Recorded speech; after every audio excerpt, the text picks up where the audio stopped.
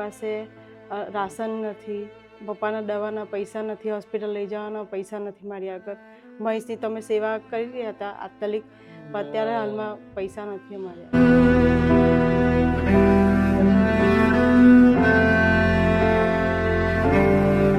એક બાજુ છોકરો વિકલાંગ છે, એક બાજુ એના પપ્પા 2 મહિનાથી પથારીમાં વિશે છે. દવાના પૈસા નથી અમારી આગળ, આના પૈસા નથી. જે તેવા અમે ચલાવતા હતા, પણ હવે શું કરીએ?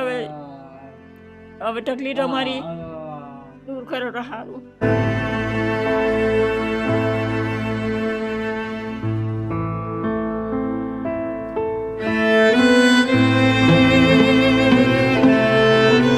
ઘર કઈ રીતના ચાલે છે બેન અત્યારે? કામ ધંધે જતી હતી, થોડું આમ તેમ ચાઇનીઝ ભલ મેરામાં ને વેચવા જતી હતી. અત્યારે હાલમાં નથી જઈ શકતી. પપ્પાની સેવા કરવાની, મહેશની કરવાની. અત્યારે હું જઈ નહીં શકું.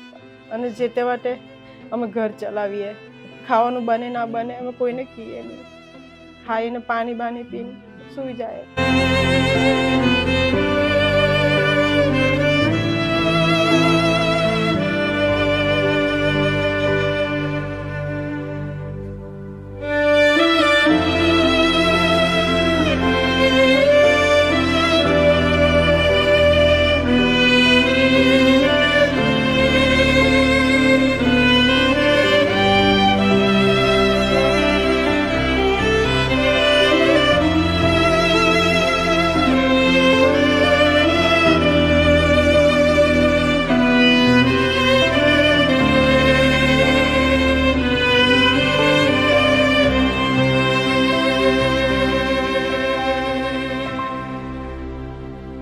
તો દોસ્તો, તમે દરેક લોકો આગળના વિડીયોમાં જોયું હશે કે આ પરિવાર કઈ હાલત સાથે જીવી રહ્યો હતો. બસ આજે પરિવારની જે પણ રિક્વાયરમેન્ટના હિસાબે પરિવારે જે પણ રાશન કરિયાણું કીધું હતું, બધું જ રાશન કરિયાણું અત્યારે આવી ગયું છે.